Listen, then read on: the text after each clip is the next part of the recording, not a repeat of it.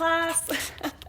Today's lesson, we are talking about critiquing a piece of art. Be a visual artist to have critiquing be an essential tool in your toolbox, because I think that critiquing art is another form of awareness. What's that over there? What's that over there? How does that make me feel? You see the point?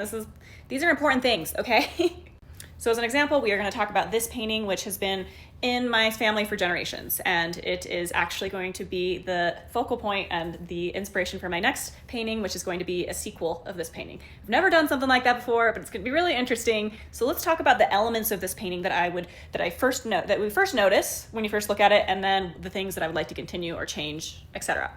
Okay, so first thing I notice, what do we notice? The color scheme. The color scheme is very monochromatic, very gray tone scale, which is actually really hard to do. And I've never really successfully done it because of the fact that black and white can kind of have this gross, muddy feeling. And actually a lot of art teachers will tell you to be very aware of black. Don't use a lot of black. And if you do, use like a tiny drop, because especially when it's mixed with white, it can have a very muddy feel. Titanium white is going to be more opaque. So for mixing, you're going to want to use more zinc white.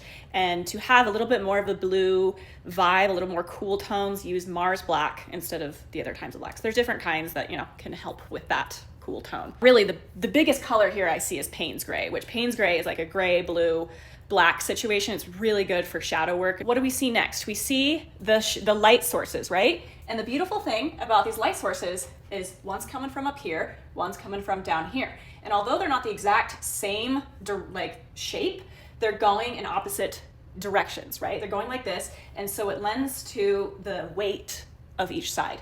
It creates a symmetry, it creates a weight on each side that balances out the painting and creates a balanced feel of the composition. Also, the amazing thing about this light is that it creates a focal point, right? So we got this here, and what's our focal point? Right here, which is great because this is where the door is and this is where the woman is going into. So that really plays into the theme. My biggest point about this whole painting is the story. What is the story? And this is why my dad likes it so much, is because, she's going, or they're going, we don't know the gender, right? They're going into some door that's actually barely there. The door isn't even fully, described. Some sort of opening, and I like to call it a portal.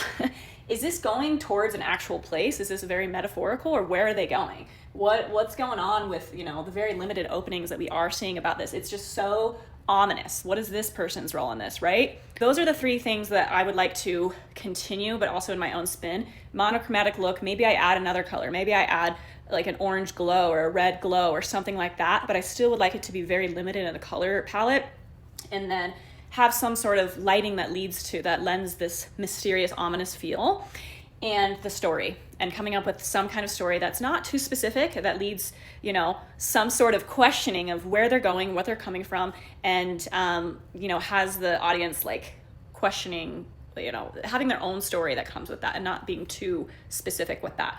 But that's the beautiful thing about having figures in a painting, is that it's easier to create a story than just if those figures were not there, it wouldn't be as interesting, right? You see what I'm saying?